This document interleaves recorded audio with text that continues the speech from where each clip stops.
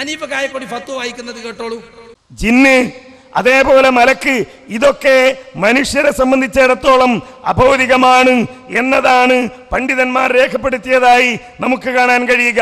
ലജ്നത്തു ദായിമ തന്നെ നൽകിയ ഒരു ഫത്വയിൽ കാണാം, വാഖീറൻ ഫആലമുൽ ജിന്നി വഅഹ്വാലുഹും ഗൈബിയ്യുൻ ബിന്നിസ്ബതി ലിൽ ഇൻസി. മനുഷ്യരെ സംബന്ധിച്ചിടത്തോളം ഈ ജിന്നുകൾ അതേപോലെ അവരുടെ അവസ്ഥ, അവരുടെ ലോകം അതൊക്കെ ഗൈബിയായ കാര്യമാണ്. അതേപോലെ തന്നെ മറ്റൊരു ഫത്വയിൽ ലജ്നത്തു ദായിമ പറയുന്നത് കാണാം. മറ്റൊരു ഫത്വ നിൽക്കട്ടെ, ഈ ഫത്വന്റെ എന്താ ഒരു കഷ്ണം വായിച്ചത് കണ്ടോ?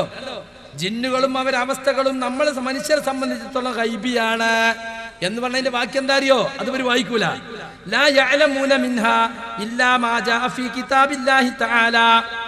അതിൽ നിന്നും നമ്മൾ അറിയുകയില്ല അള്ളാന്റെ കിതാബിൽ വന്നതല്ലാതെ. ഔ സഹ മിൻ സുന്നത്തി റസൂലില്ലാഹി സ്വല്ലല്ലാഹു അലൈഹി വസല്ലം, റസൂലുള്ളാഹിന്റെ സുന്നത്തിൽ സ്ഥിരപ്പെട്ടതല്ലാതെ നമുക്ക് അറിയാൻ കഴിയില്ല. ഫയജിബുൽ ഈമാനു ബിമാ തബത ഫീ ദാലിക ബിൽ കിതാബി വസ്സുന്ന. അതുകൊണ്ട് ഈ വിഷയത്തിൽ കിതാബിലും സുന്നത്തിലും സ്ഥിരപ്പെട്ടു വന്നതൊക്കെ വിശ്വസിക്കൽ നിർബന്ധമാണ്. ദൂന ഇസ്തിഗ്റാബിൻ ഔ ഇസ്തിൻകാരിൻ, അപരിചിതത്വം പറയാതെ, നിഷേധം കാണിക്കാതെ, ഓ അങ്ങനെ ഉണ്ടാവൂ, അത് ഉണ്ടാവൂല കേട്ടോ, അതൊന്നും ഉണ്ടാവൂല എന്നൊന്നും പറയാൻ പാടില്ല. അങ്ങനെ തന്നെ വിശ്വസിച്ചോളണം. വസ്സുകൂതു അമ്മാ അദാഹു, പ്രമാണങ്ങൾ ഇല്ലാത്തതിനെ സംബന്ധിച്ച് മൗനം പാലിക്കണം. കാരണം ഒരു കാര്യം ഉണ്ടെന്നോ ഇല്ലെന്നോ ഒരു വിഷയത്തിൽ പ്രവേശിച്ചുകൊണ്ട് പറയൽ ഖൗലും ബിഗൈരി ഇൽമിൻ, അറിവില്ലാതെ സംസാരിക്കലാണ്. അപ്പൊ ജിന്നും ജിന്നിന്റെ അവസ്ഥകളും ഗൈബിയാണ് എന്ന് പറഞ്ഞ അർത്ഥം എന്താ? നിങ്ങൾ പറഞ്ഞ അവരെ കഴിവൊക്കെ അഭൗതികാണ് എന്നല്ല, പിന്നെയോ അവരെ കുറിച്ചുള്ള അറിവ് അഭൗതികാണ്. അത് കിതാബ് കൊണ്ട് സുന്നത്തോണ്ടേ കിട്ടുള്ളൂ. നിങ്ങൾ ഫത്വയുടെ കഷ്ണം വായിച്ച് തെറ്റിദ്ധരിപ്പിക്കാൻ. ഇനി മറ്റൊരു ഫത്വ തെറ്റിദ്ധരിപ്പിക്കണോ? ലാ തജൂസുൽ ഇസ്തിആനതു ബിൽ ജിന്നി മുത്ലഖൻ, ജിന്നിനോട് മൊത്തത്തിൽ സഹായം തേടാൻ പാടില്ല. ലിഅന്നഹും ആലമുൻ ഗായിബുൻ അന്നാ, കാരണം അത് നമ്മെ സംബന്ധിച്ചിടത്തോളം അദൃശ്യ ലോകത്ത് ജീവിക്കുന്ന ആളുകളാണ്. അദൃശ്യ ലോകത്ത് ജീവിക്കുന്ന ആളുകളാണ്. അതുകൊണ്ട് ശിർക്കാണെന്ന് പറഞ്ഞോ ജായിസല്ല എന്നാ പറഞ്ഞു. മാത്രല്ല അവിടെ തന്നെ വസീല ശിർക്കും പറഞ്ഞത് ഇയാൾ മൂടി വെച്ചു കേട്ടോളൂ. വഹാദാ അലാ സബീലിൽ ഇൻകാരി ലിൽ ഇസ്തിആനതി ബിഉമൂമിൽ ജിന്നി. ഞാൻ നേരത്തെ ഓതിയ വഅന്നഹു കാന റിജാലും മിനൽ ഇൻസി എന്ന ആയത്ത് ഉദ്ധരിച്ചിട്ട് പറയാണ്, മൊത്തത്തിൽ ജിന്നുകളോടുള്ള സഹായതേട്ടത്തെ നിഷേധിക്കുന്നതാണ് ഇത്. വലി അജ്ലി സദ്യദരിഅത്തി ശിർക്ക് ബില്ലാഹി അസ്സ വജൽ, അല്ലാഹു അസ്സ വജല്ല അല്ലാഹുവിനോട് ശിർക്ക് വെക്കുന്നതിലേക്കുള്ള മാർഗത്തെ തടയാനും വേണ്ടി. ഇപ്പൊ വസീലത്ത് ശിർക്ക് ശിർക്കായതുകൊണ്ടല്ല ജായിസല്ലാത്തത്, വസീലത്ത് ശിർക്കായതുകൊണ്ടാ ജായിസല്ലാത്തതായത് ഇഫത്വയിൽ തന്നെ പറഞ്ഞിട്ടുണ്ട്. അപ്പൊ ഫത്വ എന്നും വായിച്ച് നിങ്ങൾ തെറ്റിദ്ധരിപ്പിക്കാൻ നിൽക്കണ്ട. ആ ഗൈബ് ഞങ്ങളൊക്കെ അറിയണ തന്നെയാണ്. അഭൗതികം തന്നെ ഗൈബ് എന്നുള്ളതിന്റെ മലയാളാണോ 2012 വരെ നമുക്ക് തർക്കല്ല. പക്ഷെ നിങ്ങൾ എന്താക്കി, നിങ്ങൾ അതിനെ മാറ്റി. അനീഫ തന്നെ പറയുന്നത് അടുത്ത ഇത് കേട്ടോളൂ. അബ്ദുൽ ജബ്ബാർ മൗലവി ഇതിന് പറഞ്ഞ ന്യായങ്ങൾ എന്താണ്? ഒന്ന്, കാര്യകാരണ ബന്ധത്തിനപ്പുറത്തുള്ളതല്ല.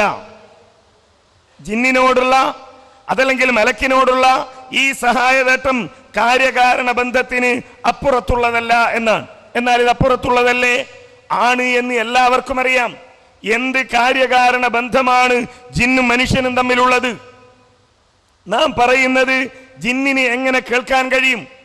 എന്ത് പോയത്താ ഇയാൾ പറയണത്? ജിന്നും മനുഷ്യനും തമ്മിൽ എന്ത് കാര്യകാരണ ബന്ധമുള്ളത്? നമ്മളുമായി ബന്ധപ്പെട്ട് നമ്മളുമായി ഇടപഴകി ജീവിക്കുന്ന ഈ ഭൗതിക ലോകത്ത് ജീവിക്കുന്ന ഒരു സൃഷ്ടിയാണ് ജിന്ന്. നമ്മൾ പറഞ്ഞാൽ ജിന്ന് കേൾക്കും. നേരത്തെ അനസ് മൗലവി പറഞ്ഞില്ലേ, നീ ബാങ്ക് കൊടുക്കണം, ബാങ്ക് കൊടുത്താൽ അത് കേൾക്കും, അവർ സാക്ഷി പറയും.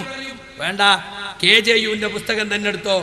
KJUവിന്റെ പുസ്തകത്തിൽ ഇതാ വ്യക്തമായി ഹദീസ് എടുത്തു കൊടുത്തിരിക്കുന്നു. വീട്ടിൽ നിന്ന് പുറത്തിറങ്ങുമ്പോഴുള്ള ദുആ എന്താ? ഇദാ ഖറജ റജുലു മിൻ ബൈതിഹി ഫഖാല ബിസ്മില്ലാഹി തവക്കൽതു അലല്ലാഹ് ലാ ഹൗല വലാ ഖുവത ഇല്ലാ ബില്ലാഹ്. ഒരാൾ തൻ്റെ വീട്ടിൽ നിന്ന് പുറത്തിറങ്ങും, എന്നിട്ട് ബിസ്മില്ലാഹി തവക്കൽതു അലല്ലാഹ് ലാ ഹൗല വലാ ഖുവത ഇല്ലാ ബില്ലാഹ് എന്ന ദിക്ർ പറഞ്ഞാൽ അവനോട് പറയപ്പെടും, നിനക്കു മതി, നീ രക്ഷാവലയത്തിലുമാണ്. അങ്ങനെ ആ പിശാച് അകന്നു പോകും. അപ്പോൾ മറ്റൊരു പിശാച് അതിനോട് ചോദിക്കും, നേർമാർഗത്തിലാവുകയും അള്ളാഹുവിന്റെ സംരക്ഷണം ലഭിക്കുകയും ചെയ്തൊരു മനുഷ്യനെ നീ എന്തു ചെയ്യാനാണ്? അപ്പൊ നമ്മൾ ചെല്ലണ ദിക്റ് ആ ജിന്ന് കേൾക്കുകയാണ്.